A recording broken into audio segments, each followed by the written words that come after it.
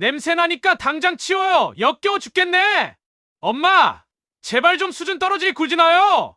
우리가 돈이 없어요? 쌀이 없어요? 이런 싸구려 음식 우리 집 식탁에 올리지 말라니까요. 안녕하세요. 저는 김옥자라고 합니다. 올해 65살이고요. 시장에서 30년 넘게 반찬 장사를 해온 평범한 할머니죠. 오늘 여러분께 제가 겪은 이야기를 들려드리려고 하는데요. 정말 믿기 어려우실 거예요. 제 외아들이 저한테 한 짓이 얼마나 끔찍했는지 말이죠. 혹시 이런 일을 겪고 계신 분들이 계시다면 끝까지 들어보세요. 분명 도움이 될 거예요. 구독과 좋아요도 눌러주시고요. 그날은 평소보다 쌀쌀한 가을 오후였어요. 저는 시장 일을 마치고 집에서 쉬고 있는데 갑자기 전화벨이 울리더군요. 며느리 미영이에게서 온 전화였죠. 목소리가 떨리면서 울먹이는 게 뭔가 큰일이 난 것 같았어요. 어머님, 죄송해요. 준호가 갑자기 열이 40도까지 올라서 어린이집에서 연락이 왔는데요. 제가 지금 병원에 있어서 도저히 갈 수가 없어서요. 혹시 어머님이 준호 좀 데려다 주실 수 있으세요? 며느리 목소리에서 간절함이 느껴졌어요. 미영이는 간호사로 일하는데 그날따라 응급 상황이 생겨서 병원을 벗어날 수 없는 상황이었거든요. 저는 당연히 그러겠다고 했죠. 손자가 아픈데 할머니가 안 가면 누가 가겠어요. 걱정하지 마라. 내가 지금 당장 갈게. 준호는 내가 돌볼 테니까 너는 일에만 집중해. 전화를 끊자마자 저는 부엌으로 달려갔어요. 아픈 아이한테 빈손으로 갈 수는 없잖아요.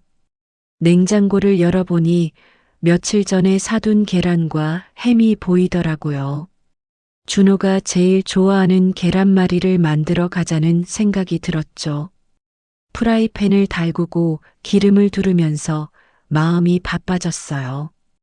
계란을 톡톡 깨뜨려 그릇에 담고 소금 한 꼬집, 설탕 조금 넣어서 젓가락으로 골고루 저었죠. 햄도 잘게 썰어 넣고요.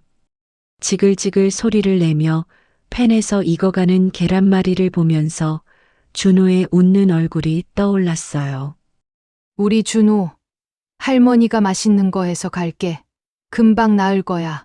혼자 중얼거리면서 정성껏 계란말이를 돌돌 말았죠. 그리고 미역국도 끓였어요. 감기 걸렸을 때 미역국만큼 좋은 게 없거든요. 국물이 뜨끈하니 끓어오르는 걸 보니 마음이 조금 놓이더라고요. 보온 도시락에 밥과 계란말이, 미역국을 정성껏 담고 준호가 좋아하는 바나나와 요구르트도 챙겼어요. 먹기 좋게 작은 포크도 함께 넣고요.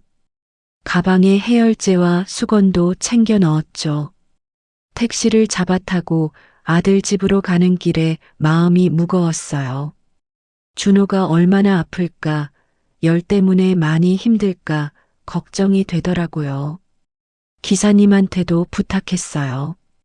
아저씨, 손자가 아파서 그러는데 조금만 빨리 가주세요. 아, 그러세요? 걱정 많이 되시겠네요. 조심히 빨리 모실게요. 아들이 사는 아파트는 꽤 큰 단지였어요. 태준이가 건설회사 과장이 되면서 이사한 집이었죠. 저는 평상시에도 자주 가지는 않았어요.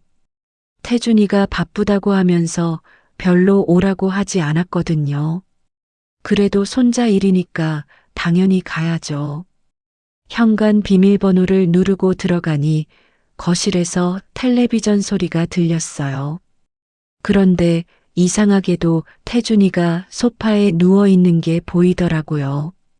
태준아, 너 회사 안 갔니? 준호가 아프다고 해서 왔다. 태준이는 저를 보자마자 귀찮다는 표정을 지으면서 일어났어요. 아, 엄마 왜 연락도 안 하고 와요? 미영이가 전화했나 보네. 괜찮은데 뭐하러 왔어요? 말투가 예전과는 달랐어요. 차갑고 무뚝뚝하더라고요. 그래도 저는 손자 생각뿐이었죠. 준호 어디 있어? 열이 많이 난다며? 방에 있어요. 그냥 감기인데 별거 아니에요. 준호 방으로 가보니 작은 몸을 웅크리고 누워있는 손자가 보였어요. 얼굴이 빨갛게 달아오르고 숨소리도 거칠었어요. 이마에 손을 대보니 정말 뜨거웠죠. 할머니 왔어, 준호야. 아프지? 할머니가 맛있는 거 해왔어. 준호는 힘없이 눈을 뜨면서 저를 보고 희미하게 웃었어요. 할머니, 배고파요. 그런데 아빠가 음식 냄새 난다고 안 된다고 했어요. 그 말을 듣는 순간 가슴이 철렁했어요. 아픈 아이가 배고픈데 음식 냄새 난다고 안 된다니요? 저는 도시락을 들고 거실로 나왔어요. 태준이가 다시 소파에 드러누워서 텔레비전을 보고 있더군요. 태준아, 준호가 배고프다는데 밥 먹여야지. 계란말이랑 미역국 끓여왔다. 그런데 태준이의 반응이 상상도 못할 정도였어요. 엄마 또 그런 냄새 나는 거 들고 왔어요? 우리 집에 그런 거 갖고 들어오지 말라고 했잖아요. 태준이는 제가 가져온 도시락을 보더니 인상을 찌푸리면서 코를 막는 신용을 했어요. 마치 뭔가 더러운 걸 본 것처럼요. 그 순간부터 태준이 입에서 나온 말들은 제 가슴에 비수처럼 박혔어요. 그 말들이 지금도 제 귀에 생생하게 들려요. 냄새나니까 당장 치워요. 역겨워서 토할 것 같네. 태준이는 제가 정성껏 싸온 도시락을 보더니 역겨운 표정을 지었어요. 쿵, 철퍽. 그 순간 제가 새벽부터 정성껏 만든 계란말이와 미역국이 쓰레기통 속으로 사정없이 버려졌어요. 제 눈앞이 하얗게 변했어요. 손이 부들부들 떨리면서 다리에 힘이 빠지더라고요. 태준이는 아무렇지도 않은 표정으로 손을 털면서 저를 마치 귀찮은 벌레 보듯 쳐다봤어요. 현관문을 활짝 열어젖히더니 저에게 나가라는 손짓을 했죠. 그때 현관문이 열리면서 며느리 미영이가 들어왔어요. 얼굴이 새하얗게 질린 채로 가방을 떨어뜨리면서 상황을 파악하더군요. 미영이는 거실을 둘러보다가 음식물 쓰레기통에서 흘러나온 국물을 보고 깜짝 놀랐어요. 태준이의 뻔뻔한 태도에 미영이는 입을 다물지 못했어요. 저는 더 이상 참을 수가 없었어요. 태준이의 말 한마디 한마디가 제 가슴을 도려내는 것 같았어요. 제가 30년 넘게 시장에서 흘린 땀방울이 부끄러운 일이었나요? 그 돈으로 태준이를 대학까지 보내고 결혼까지 시켜줬는데 말이에요. 미영이가 태준이를 말리려 했지만 태준이는 들은 척도 안 했어요. 준호 방에서 힘없는 목소리가 들렸어요. 아픈 손자가 할머니를 부르는 소리였는데 태준이는 그마저도 막았어요. 저는 준호 방으로 가려고 했는데 태준이가 막아서더군요. 미영이가 눈물을 글썽이면서 제 손을 잡았어요.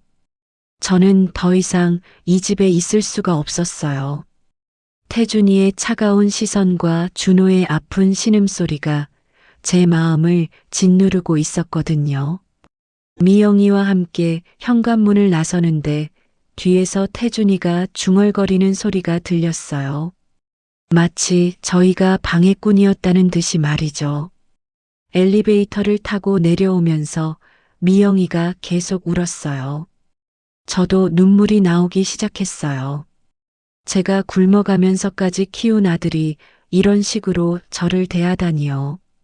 아파트 단지를 벗어나면서 우리는 갈 곳이 없다는 걸 깨달았어요. 준호는 아픈데 집에도 못 들어가고 그렇다고 그냥 둘 수도 없는 상황이었죠. 결국 우리는 근처 찜질방으로 향했어요. 찜질방에 도착해서 옷을 갈아입고 앉아 있으니 그제야 실감이 났어요. 제가 제 아들한테 쫓겨났다는 사실 말이에요. 미영이는 계속 미안하다며 고개를 숙였어요. 하지만 저는 미영이를 원망할 수 없었어요. 미영이도 저만큼이나 상처받았을 테니까요. 미영아, 준호는 괜찮을까? 병원에서 해열제 처방받았으니까 괜찮을 거예요. 그래도 아픈 애를 혼자 둬서 어머님 잘못이 아니에요. 제가 남편을 제대로 못 말려서 그런 거예요. 미영이의 목소리에서 분노가 느껴졌어요.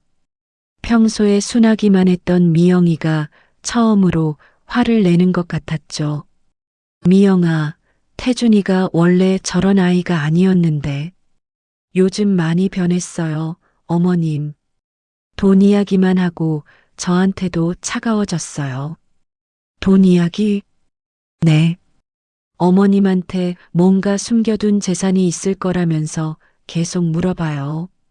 그 말을 듣는 순간 제 머릿속에 번개가 치는 것 같았어요. 태준이가 저를 대하는 태도가 변한 이유를 알 것 같았어요. 제가 가진 게 없다고 생각하니까 함부로 대하는 거였죠.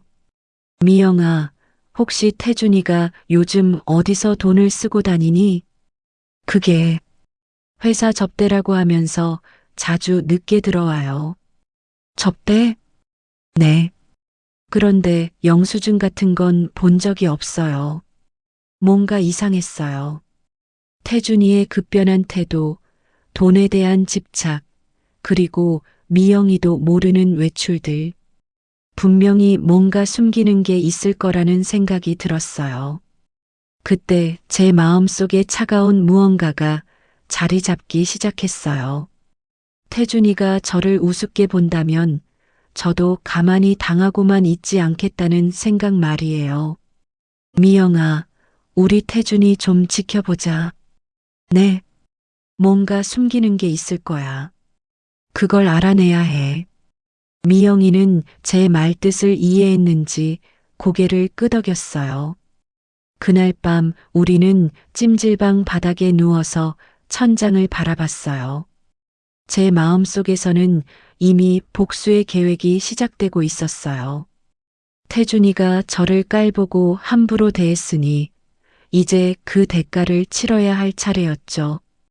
찜질방에서 보낸 그 밤이 제 인생의 전환점이었어요. 미영이는 피곤에 지쳐 잠이 들었지만 저는 한잠도 잘 수가 없었거든요. 천장을 바라보면서 태준이가 저한테 한 짓들을 하나하나 떠올렸어요.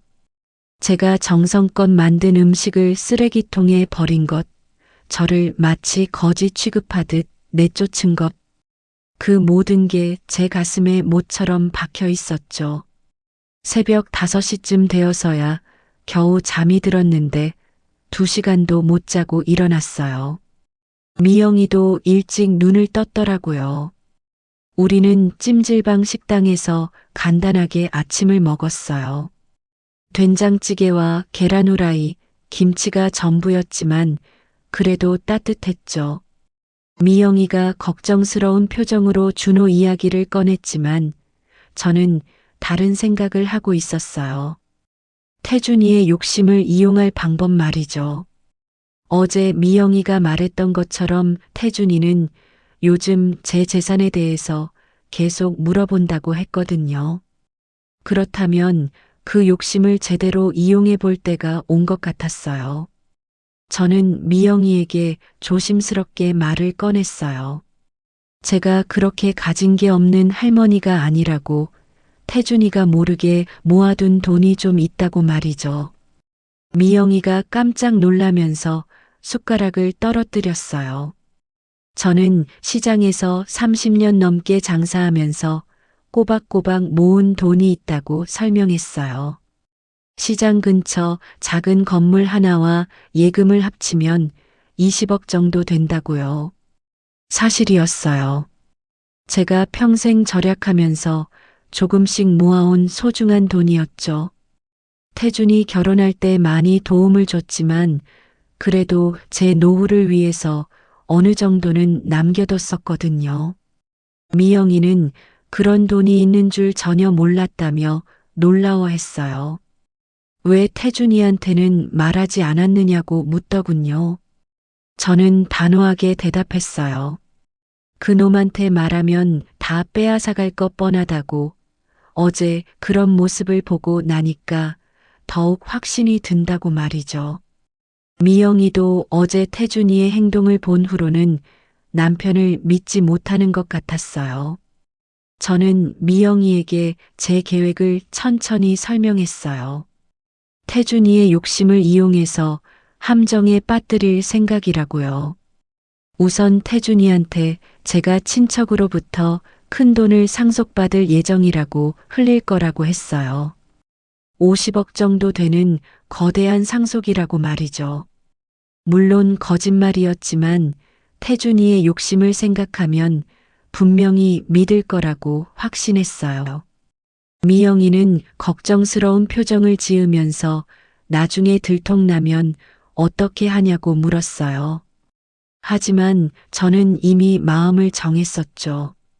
그때 가서 생각해 보자고 일단은 놈이 달라붙게 만드는 게 중요하다고 말했어요. 그 다음에는 태준이의 약점을 찾아낼 계획이라고도 덧붙였죠. 분명히 뭔가 숨기는 게 있을 거라고 생각했거든요.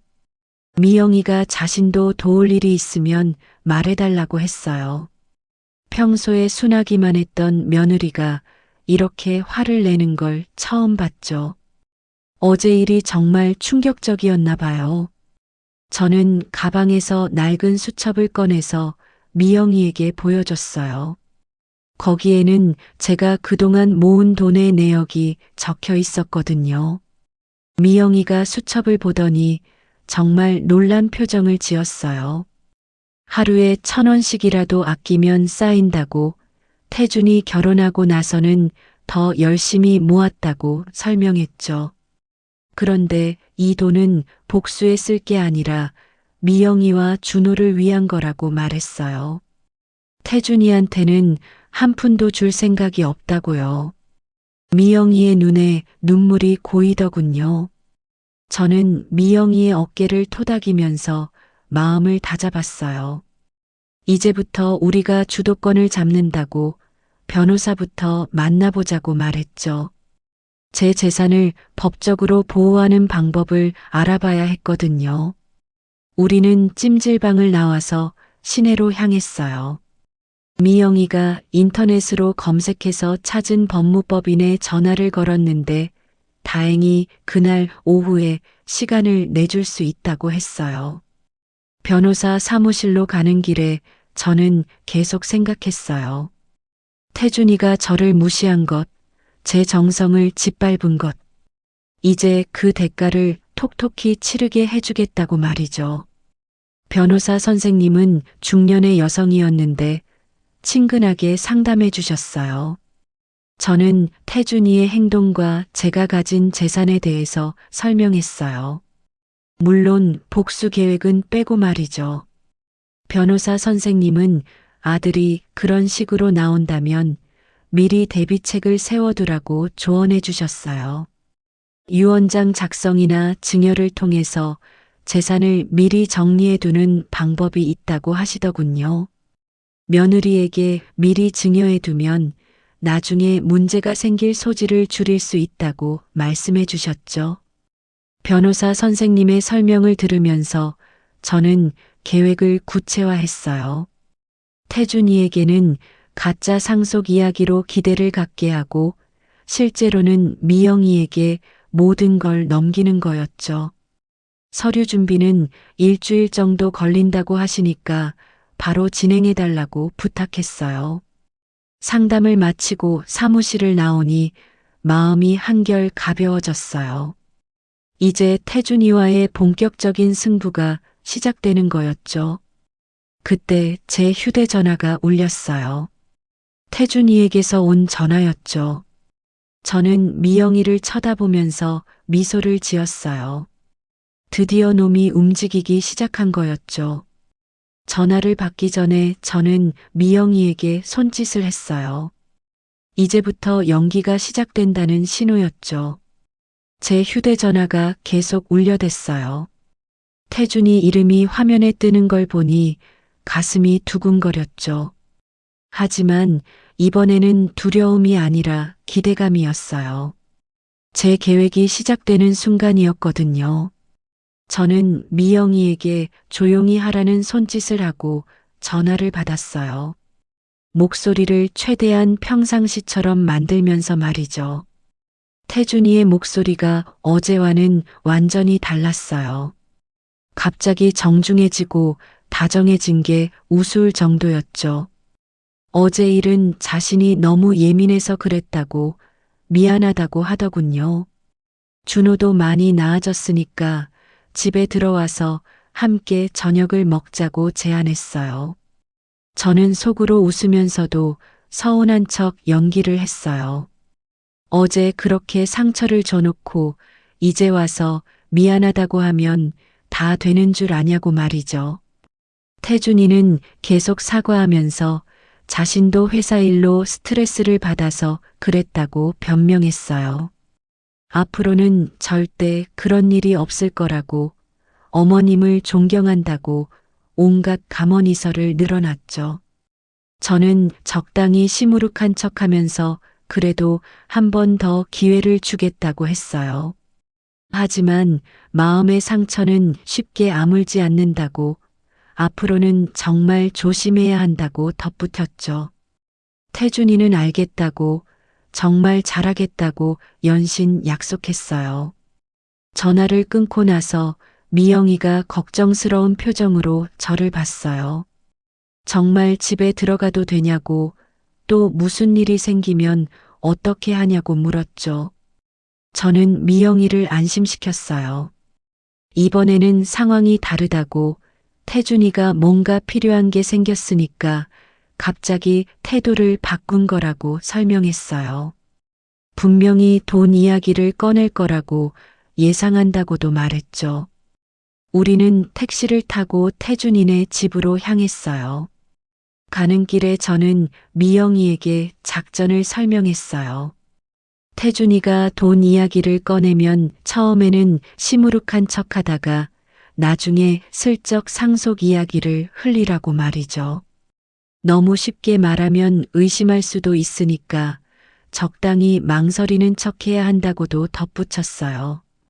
아파트에 도착해서 현관문을 열고 들어가니 완전히 딴 세상이었어요. 어제 그렇게 차갑던 태준이가 갑자기 효자가 되어 있더라고요.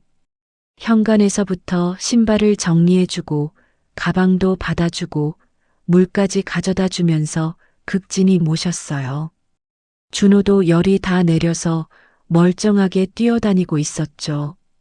할머니를 보자마자 달려와서 안기는 모습이 너무 사랑스러웠어요. 태준이는 저녁 준비를 직접 한다면서 부엌에서 분주하게 움직였어요. 물론 요리 실력은 형편없었지만 정성만큼은 가상했죠. 계란 후라이는 새카맣게 탔고 라면은 너무 짜고 김치찌개는 싱거웠어요. 그래도 저는 맛있다고 칭찬해줬어요. 태준이의 기분을 좋게 만들어줘야 했거든요. 식사를 하면서 태준이는 계속 제 눈치를 보더군요. 뭔가 말하고 싶어 하는 게 뻔히 보였어요. 저는 일부러 먼저 말을 꺼내지 않고 기다렸어요. 태준이가 스스로 말하게 만들어야 했거든요. 과연 식사가 끝날 무렵 태준이가 조심스럽게 입을 열었어요. 어머님이 요즘 건강은 어떠신지, 시장 일은 힘들지 않으신지 안부를 물었죠. 그러다가 슬쩍 경제적인 이야기로 넘어가더군요. 요즘 물가가 많이 올라서 생활비가 부족하지는 않으신지, 혹시 도움이 필요하면 언제든 말하라고 했어요. 저는 괜찮다고 대답하면서도 한숨을 푹 쉬었어요. 마치 무슨 걱정거리가 있는 것처럼 말이죠. 태준이가 바로 눈치를 채고 물어봤어요. 혹시 무슨 일이 있으시냐고, 걱정거리라도 있으시냐고요. 저는 잠시 망설이는 척 하다가 입을 열었어요. 사실 요즘 복잡한 일이 하나 생겼다고, 하지만 태준이한테 부담을 주고 싶지 않아서 말하지 않으려고 했다고 말했죠. 태준이는 눈이 반짝거리면서 꼭 말해달라고 졸랐어요. 가족인데 무슨 일이든 함께 해결해야 한다고 혼자 고민하지 말라고 하더군요. 저는 적당히 더 망설이다가 천천히 말을 꺼냈어요. 사실 아버지 쪽 친척 중에 오래전에 연락이 끊겼던 분이 계신데 그분이 최근에 돌아가셨다고 했어요. 그런데 그분이 자식이 없어서 저한테 유산을 물려주겠다는 연락이 왔다고 말했죠. 태준이의 표정이 급변했어요. 갑자기 몸을 앞으로 기울이면서 자세히 물어봤거든요. 얼마나 되는 유산이냐고, 언제 받을 수 있냐고, 절차는 어떻게 되냐고 질문을 쏟아냈어요. 저는 아직 정확히 알아보지 못했다고 변호사랑 상담해 봐야 한다고 말했어요. 하지만 대략 50억 정도는 될 거라고 슬쩍 흘렸죠. 태준이가 물을 마시다가 사례가 들려서 기침을 했어요. 50억이라는 숫자에 완전히 놀란 것 같았어요. 그러면서도 침을 꼴깍 삼키면서 더 자세한 이야기를 듣고 싶어 했죠. 저는 일부러 피곤한 척하면서 자세한 얘기는 나중에 하자고 했어요. 아직 확실하지 않은 일이라서 괜히 기대만 크게 가질 필요는 없다고 덧붙였죠. 하지만 태준이는 이미 완전히 빠져들어 있었어요. 그날 밤 태준이는 저한테 극진하게 모셨어요. 발 마사지까지 해주면서 온갖 정성을 다했죠. 다음 날 아침에는 직접 미역국을 끓여서 아침상을 차려주기도 했어요. 물론 국물이 짜서 먹기 힘들었지만 그래도 고마운 척 했어요. 태준이는 회사에 가면서도 상속 일은 자신에게 맡기라고 했어요. 변호사 선임부터 서류 정리까지 모든 걸 도와주겠다고 하더군요. 저는 고맙다고 하면서도 아직은 혼자서 알아보겠다고 했어요. 너무 쉽게 넘어가면 의심할 수도 있으니까요. 태준이가 회사에 간 후 미영이와 저는 서로를 보며 웃었어요. 계획이 예상보다 훨씬 잘 풀리고 있었거든요. 태준이가 완전히 미끼를 물었다는 게 확실했어요. 이제 본격적으로 함정을 파들어갈 시간이었죠. 미영이가 태준이의 평소 행동에 대해서 자세히 말해줬어요. 요즘 늦게 들어오는 날이 많아졌다고, 핸드폰도 예전보다 자주 확인한다고 했어요. 그리고 가끔 모르는 번호로 전화가 와서 조용한 곳으로 가서 받는다고 하더군요.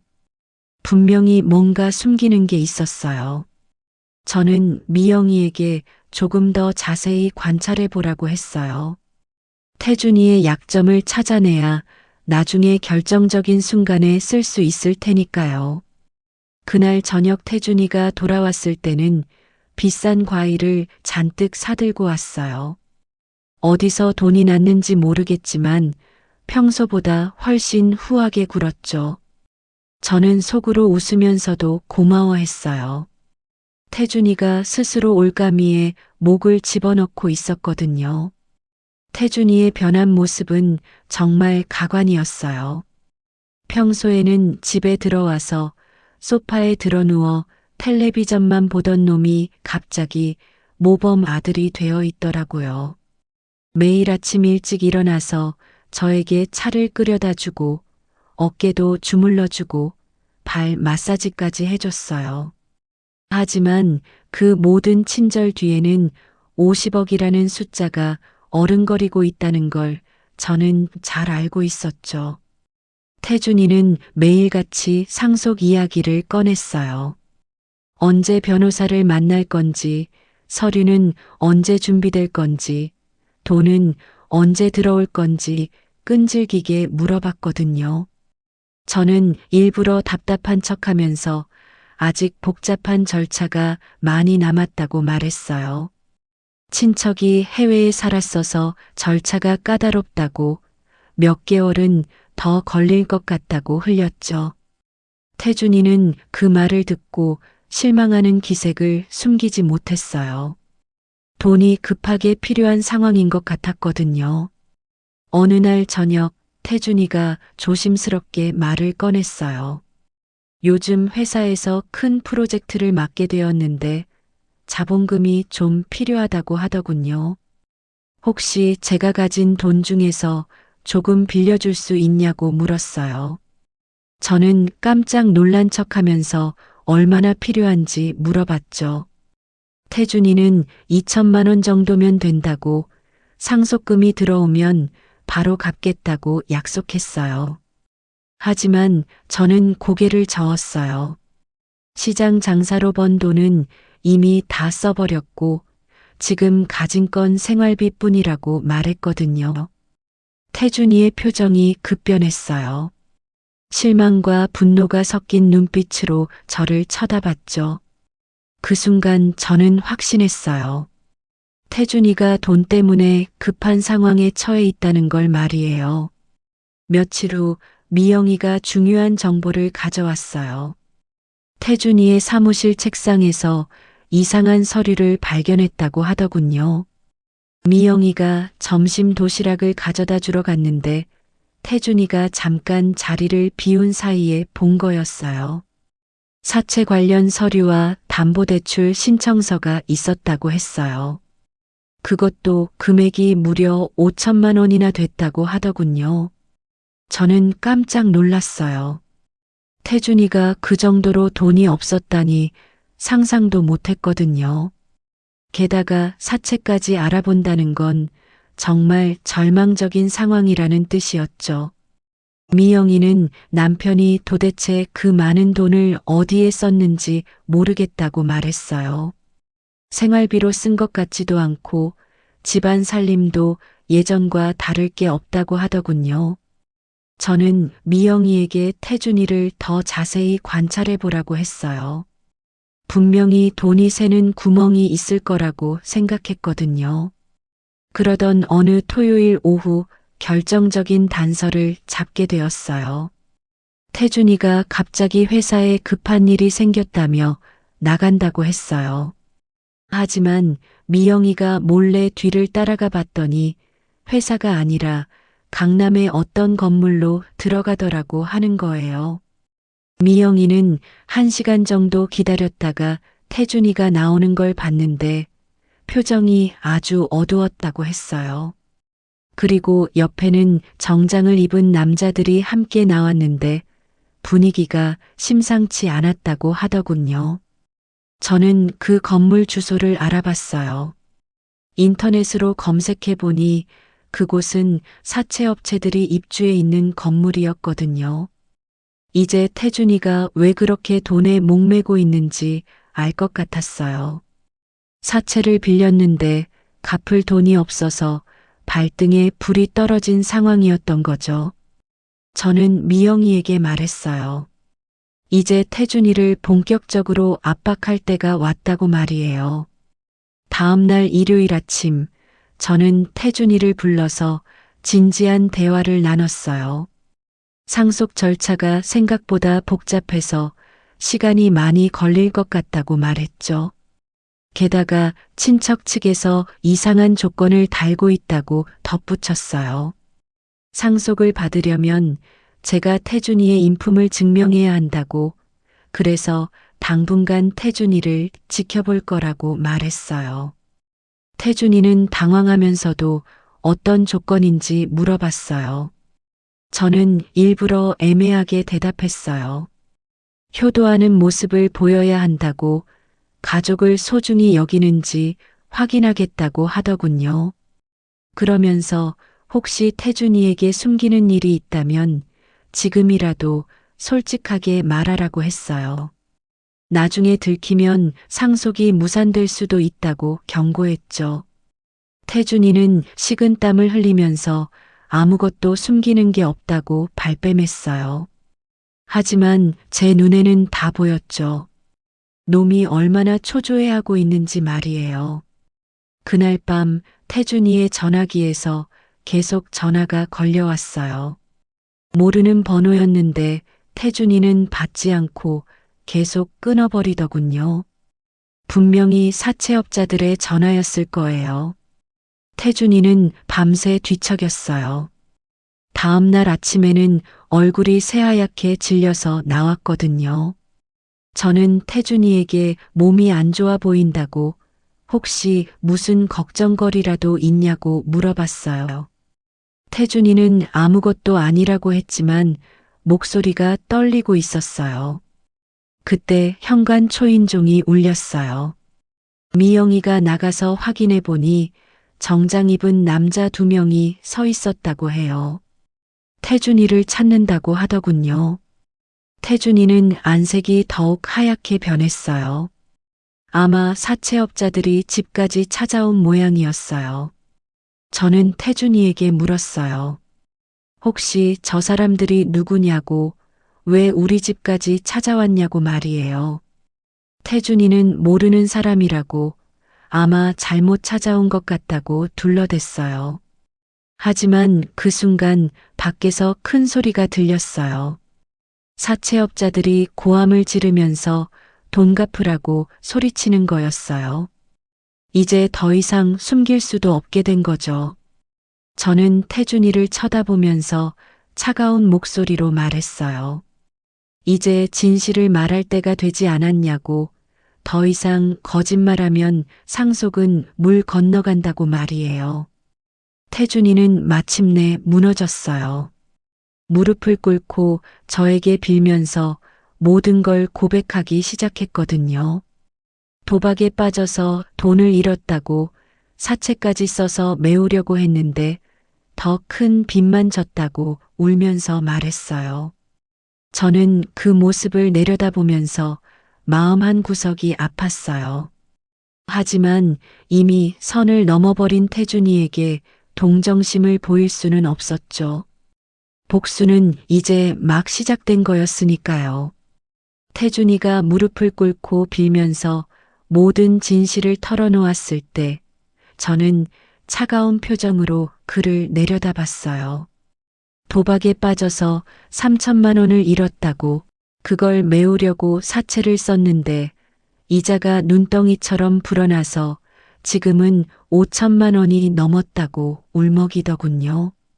매주 이자만 200만 원씩 갚아야 하는데 도저히 감당할 수 없어서 큰 돈이 들어올 때까지 시간을 끌고 있었다고 했어요. 그래서 제가 상속받을 50억을 그렇게 간절히 기다리고 있었던 거였죠. 저는 태준이의 고백을 듣고도 표정을 바꾸지 않았어요. 이미 예상했던 일이었고 오히려 생각보다 규모가 작아서 실망스러웠거든요. 태준이는 계속 빌면서 상속금이 들어오면 모든 걸 갚고 다시 시작하겠다고 약속했어요. 앞으로는 절대 도박 안 하겠다고, 효자가 되겠다고 온갖 약속을 다 했죠. 하지만 저는 고개를 저었어요. 그리고 태준이에게 치명적인 말을 던졌어요.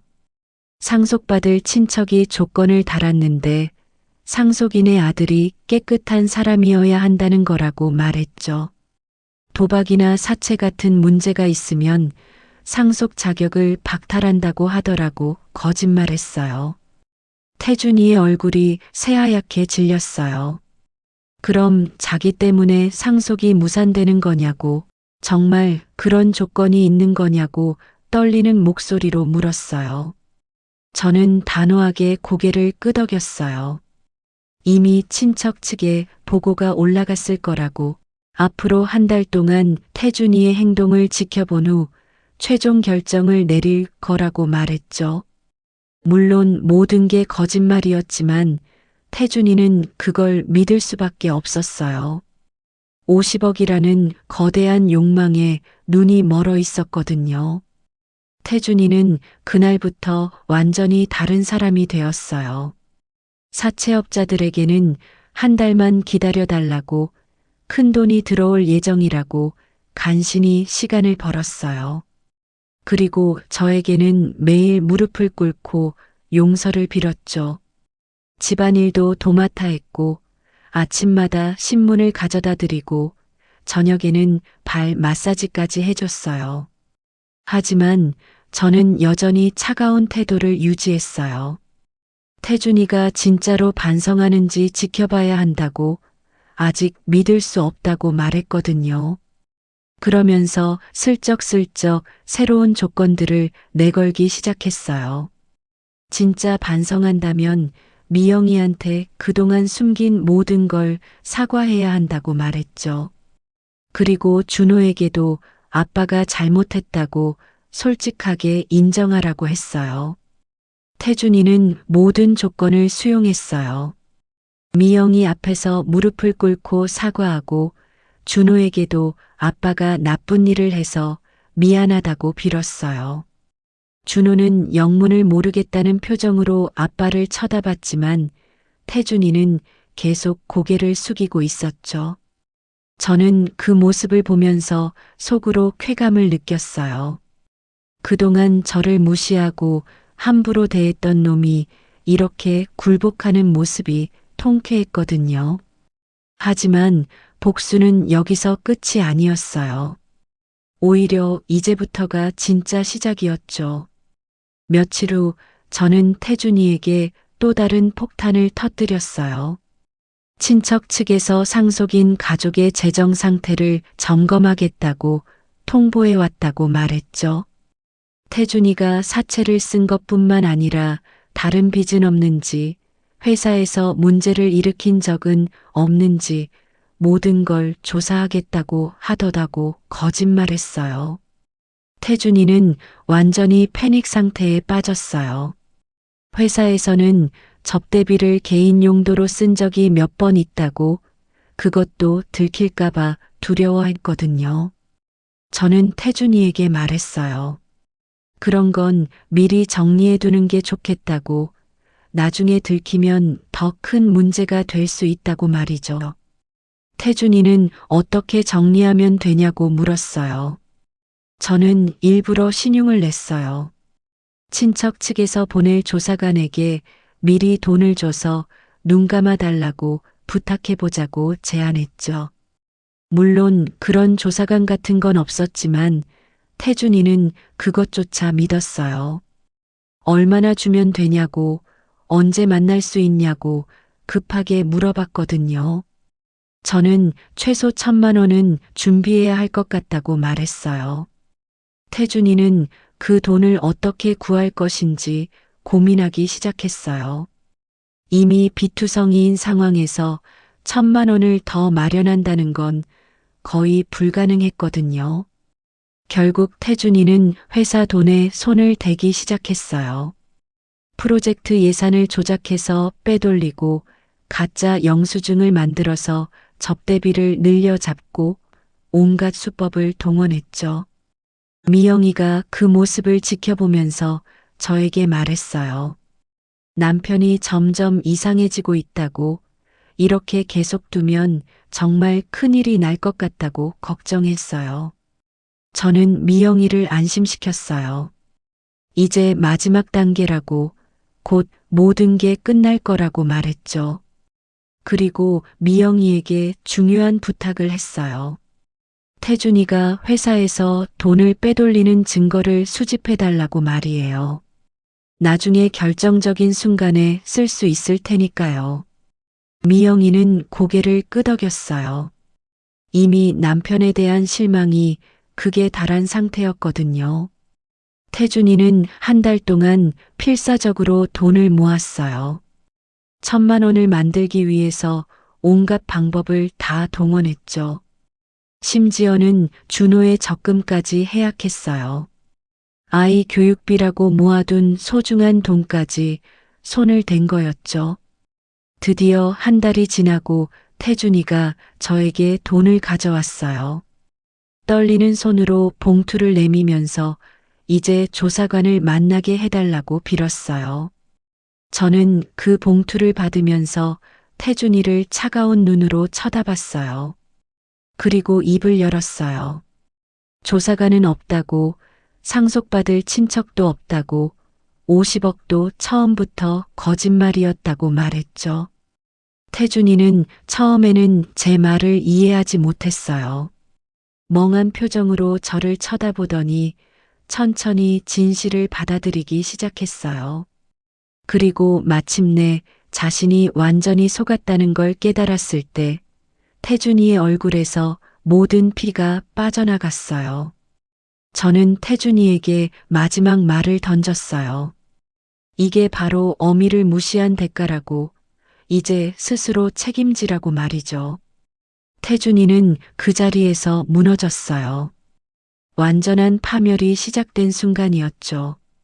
태준이가 진실을 깨닫고 무너진 그날, 저는 마침내 마음의 짐을 덜어낸 기분이었어요. 그동안 가슴속에 쌓여있던 분노와 억울함이 한순간에 사라지는 것 같았거든요. 태준이는 바닥에 주저앉아서 멍하니 허공을 바라보고 있었어요. 자신이 얼마나 큰 실수를 했는지, 어떤 상황에 처하게 되었는지 천천히 받아들이고 있는 것 같았죠. 저는 태준이에게 마지막으로 할 말을 했어요. 이제 더 이상 저희 가족과 상관없는 사람이라고, 앞으로는 연락도 하지 말라고 말이에요. 미영이와 준호는 저와 함께 새로운 시작을 할 거라고 덧붙였죠. 태준이는 아무 말도 하지 못했어요. 반박할 말도 변명할 여지도 남아있지 않았거든요. 그날 저녁 우리는 짐을 쌌어요. 태준이는 여전히 거실 바닥에 앉아서 움직이지 않고 있었지만 저희는 더 이상 신경 쓰지 않았어요. 미영이가 준호의 옷가지와 장난감을 정리하는 동안 저는 제 물건들을 챙겼어요. 오랫동안 모아온 사진들, 소중한 추억들이 담긴 물건들을 하나씩 가방에 넣으면서 새로운 출발에 대한 기대감이 들었어요. 준호는 영문을 모르겠다는 표정으로 물어봤어요. 할머니랑 엄마랑 어디 가는 거냐고, 아빠는 왜 같이 안 가냐고 말이에요. 저는 준호를 안아주면서 말했어요. 할머니랑 엄마랑 준호만 새로운 집에서 살 거라고, 더 좋은 곳으로 이사 간다고 설명했죠. 아빠는 할 일이 있어서 혼자 있어야 한다고 덧붙였어요. 준호는 고개를 끄덕이면서 할머니가 하자는 대로 하겠다고 말했어요. 아직 어린아이라서 상황을 정확히 이해하지는 못했지만 할머니와 엄마를 따르겠다는 마음은 확실했죠. 우리가 집을 떠나기 전에 저는 태준이를 마지막으로 쳐다봤어요. 한때는 제 자랑스러운 아들이었던 사람이 이렇게 초라한 모습으로 앉아 있는 걸 보니 복잡한 기분이 들었어요. 하지만 동정심은 들지 않았어요. 스스로 선택한 길이었고 그 결과를 받아들여야 하는 건 당연한 일이었거든요. 우리는 미리 알아둔 작은 아파트로 이사했어요.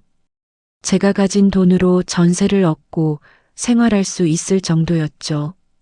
크지는 않았지만 깨끗하고 따뜻한 집이었어요.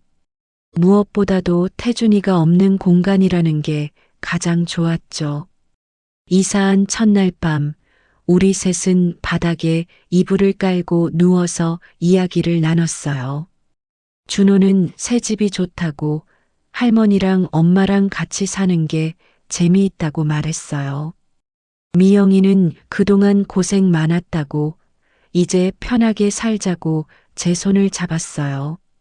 저도 마음이 한결 가벼워진 것 같았어요. 오랫동안 짓누르고 있던 무거운 짐을 내려놓은 기분이었거든요.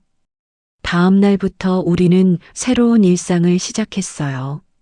미영이는 가까운 병원에서 간호사 일을 계속했고 저는 작은 반찬 가게를 차렸어요. 집 근처 상가 한 칸을 얻어서 제가 직접 만든 반찬들을 팔기 시작했죠. 처음에는 손님이 별로 없어서 걱정했는데 점점 입소문이 나기 시작했어요. 정성껏 만든 음식의 맛은 거짓말을 하지 않더라고요. 준호는 새 학교에 잘 적응했어요. 아빠 없는 것에 대해서 가끔 물어봤지만 할머니와 엄마가 있으니까 괜찮다고 말했어요. 오히려 예전보다 더 밝아진 것 같았어요. 집안 분위기가 평화로워지니까 아이도 안정감을 찾은 것 같았죠. 몇 달이 지나면서 우리 생활은 점점 안정되어 갔어요. 반찬 가게 매출도 꾸준히 늘어났고 단골 손님들도 생겼어요. 미영이도 병원에서 인정받아서 책임감 있는 업무를 맡게 되었죠. 무엇보다도 가정이 평화로워진 게 가장 큰 변화였어요. 더 이상 눈치 볼 일도 없고 스트레스 받을 일도 없고 그냥 서로를 아끼며 살아갈 수 있었거든요. 어느 날 저녁 미영이가 조심스럽게 말을 꺼냈어요. 태준이가 어떻게 지내고 있는지 궁금하다고 혹시 연락이라도 와본 적이 있냐고 물었어요. 저는 고개를 저었어요. 태준이에게서는 단 한 번도 연락이 오지 않았다고 아마 자존심 때문에 연락하지 못하는 것 같다고 말했죠. 사실 태준이가 어떻게 지내는지 전혀 궁금하지 않았어요. 이미 저희 인생에서 완전히 지워버린 사람이었거든요. 미영이도 더 이상 그 이야기를 꺼내지 않았어요. 아마 궁금하긴 했지만 새로운 삶에 집중하는 게 더 중요하다고 생각한 것 같았죠. 준호는 날이 갈수록 더 밝아졌어요. 학교에서도 친구들을 많이 사귀고 성적도 좋아졌어요. 집에 오면 할머니한테 하루 있었던 일을 자세히 말해주고 엄마를 도와서 집안일도 했어요. 정말 기특한 아이로 자라고 있었죠. 어느 일요일 오후 우리 셋은 근처 공원에 나들이를 갔어요. 준호가 그네를 타는 동안 미영이와 저는 벤치에 앉아서 이야기를 나눴어요. 햇살이 따뜻하게 내리쬐고 바람이 살랑살랑 불어오는 평화로운 오후였어요. 미영이가 말했어요. 이렇게 살아가는 게 진짜 행복이라고. 예전에는 왜 그런 삶에 매달렸는지 모르겠다고 말이에요. 저도 같은 생각이었어요. 돈이 많고 큰 집에 사는 것보다 마음 편히 살 수 있는 게 훨씬 소중했거든요. 그날 저녁 집에 돌아와서 저는 일기를 썼어요. 오랫동안 쓰지 않았던 일기장을 꺼내서 그날의 감정을 적어봤죠. 복수를 끝내고 나서 느끼는 마음, 새로운 시작에 대한 기대감, 가족과 함께하는 소소한 행복들을 하나하나 적어나갔어요. 그러면서 깨달았어요. 진정한 승리는 상대방을 무너뜨리는 게 아니라 자신이 더 나은 사람이 되는 거라는 걸 말이에요. 저희는 태준이 없이도, 아니, 태준이 없기 때문에 더욱 행복하게 살아갈 수 있었어요. 이제 정말로 새로운 인생이 시작된 거였죠. 3년이라는 시간이 흘렀어요. 그동안 저희 가족은 정말 많은 변화를 겪었죠. 작은 반찬 가게로 시작했던 사업은 이제 동네에서 꽤 유명한 맛집이 되었어요. 단골 손님들이 늘어나면서 매출도 안정적으로 올랐고 미영이도 병원에서 수간호사로 승진했거든요. 무엇보다도 준호가 건강하고 밝게 자라고 있다는 게 가장 큰 행복이었어요. 이제 10살이 된 준호는 학교에서도 반장을 맡을 정도로 리더십이 있는 아이로 자라났어요. 친구들도 많고 성적도 우수했죠. 가끔 아빠 이야기를 꺼내기도 했지만 예전만큼 그리워하지는 않았어요. 할머니와 엄마가 충분한 사랑을 주고 있었거든요. 어느 토요일 오후 저는 가게 정리를 마치고 집으로 돌아가는 길이었어요. 그런데 멀리서 익숙한 뒷모습이 보이더라고요. 처음에는 착각인 줄 알았는데 가까이 가보니 정말 태준이었어요. 3년 동안 한 번도 마주치지 않았는데 우연히 만나게 된 거였죠. 태준이는 많이 초라해져 있었어요. 옷도 낡았고 얼굴도 많이 수척해져서 예전 모습을 찾아볼 수 없었어요. 아마 그동안 많은 고생을 했나 봐요. 태준이도 저를 알아봤는지 멈춰 서더군요. 우리는 잠시 서로를 바라봤어요. 말을 걸어야 할지, 그냥 지나가야 할지 망설이는 순간이었죠. 결국 태준이가 먼저 고개를 숙였어요. 깊게 인사를 하더니 죄송하다고 작은 목소리로 말했어요. 그동안 정말 많이 후회했다고, 어머님께 용서를 구하고 싶었지만 얼굴을 들 수가 없었다고 하더군요. 저는 태준이를 차가운 시선으로 바라봤어요. 지금 와서 후회한들 무슨 소용이 있을까요? 이미 모든 게 끝난 일이었거든요. 태준이는 준호와 미영이가 어떻게 지내는지 물어봤어요. 건강한지, 잘 살고 있는지 조심스럽게 안부를 묻더군요. 저는 간단하게 대답했어요. 둘 다 잘 살고 있다고, 너 없이도 아무 문제 없이 잘 지낸다고 말했죠. 태준이의 표정이 어두워졌어요. 자신이 없어도 가족들이 행복하게 살고 있다는 사실이 더 큰 상처로 다가왔나 봐요. 저는 태준이에게 마지막으로 할 말을 했어요. 사람은 자신이 뿌린 대로 거둔다고, 지금 내가 처한 상황도 모두 내 선택의 결과라고 말했어요. 그리고 이제라도 정말 반성하고 있다면 우리를 찾지 말고 혼자서 제대로 된 삶을 살아보라고 덧붙였죠. 태준이는 아무 말도 하지 못했어요. 저는 더 이상 할 말이 없어서 그냥 돌아섰어요. 뒤돌아보지 않고 집으로 향했죠. 그날 밤 저는 미영이와 준호에게 태준이를 만난 이야기를 했어요. 준호는 아빠가 어떻게 지내고 있는지 궁금해했지만 미영이는 별 반응을 보이지 않았어요. 이미 마음속에서 완전히 정리가 된 것 같았거든요. 저는 두 사람에게 말했어요. 이제 정말로 과거는 과거로 남겨두고 우리만의 미래를 만들어 가자고 말이에요. 그로부터 며칠 후 반찬 가게에 특별한 손님이 찾아왔어요. 지역 방송국에서 나온 리포터였는데 저희 가게를 취재하고 싶다고 하더군요.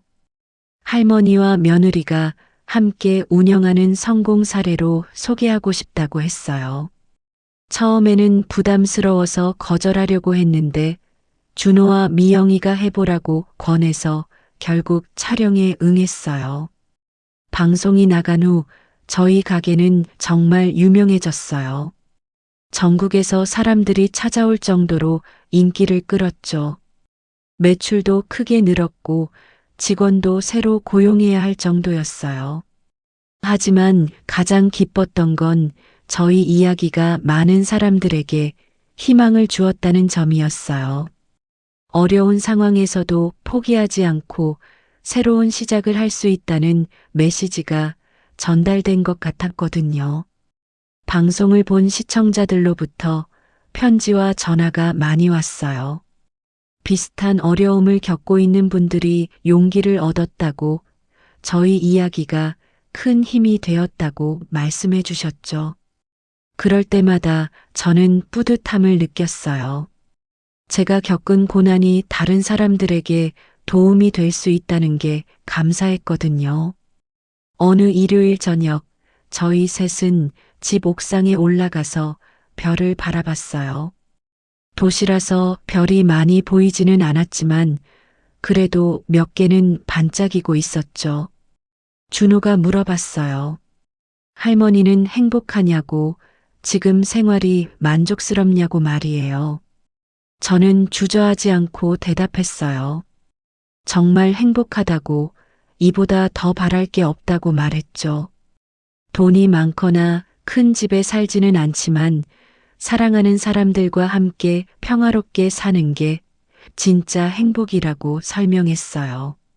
미영이도 맞다고 하면서 지금이 인생에서 가장 만족스러운 시기라고 말했어요. 준호는 자기도 할머니랑 엄마랑 계속 함께 살고 싶다고 했어요.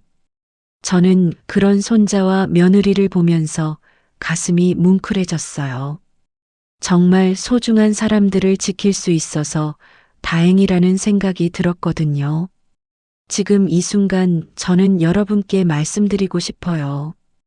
인생에서는 때로 예상치 못한 배신과 상처를 당할 수 있어요. 가장 믿었던 사람에게 실망하고 절망적인 상황에 빠질 수도 있죠. 하지만 포기하지 마세요. 어떤 어려움이 와도 다시 일어설 수 있는 힘이 우리에게는 있거든요. 저처럼 늦은 나이에도 새로운 시작을 할 수 있어요. 진정한 가족은 피로 맺어진 관계가 아니라 마음으로 연결된 사람들이에요. 서로를 아끼고 존중하며 함께 성장해 나가는 사람들이 진짜 가족이죠. 그리고 복수보다는 용서가, 미움보다는 사랑이 결국 우리를 더 행복하게 만들어준다는 것도 깨달았어요. 물론 저도 처음에는 분노와 원망으로 가득했어요. 하지만 시간이 지나면서 그런 감정들이 오히려 저를 묶어두고 있다는 걸 알게 되었죠. 진정한 승리는 상대방을 무너뜨리는 게 아니라 자신이 더 나은 삶을 사는 거예요. 지금 힘든 시간을 보내고 계신 분들이 있다면 기억해 주세요. 모든 어둠 끝에는 반드시 새벽이 찾아온다는 걸 말이에요. 포기하지 마시고 끝까지 버텨보세요. 분명히 더 좋은 날들이 기다리고 있을 거예요. 저희 이야기가 여러분께 작은 위로와 희망이 되었으면 좋겠어요. 마지막으로 준호가 어제 저에게 해준 말로 인사를 대신할게요. 할머니 덕분에 우리 가족이 진짜 행복해졌다고 할머니가 세상에서 제일 용감한 사람이라고 하더라고요. 여러분도 모두 용감한 사람들이에요. 오늘도 고생 많으셨고 내일도 힘내세요. 감사합니다.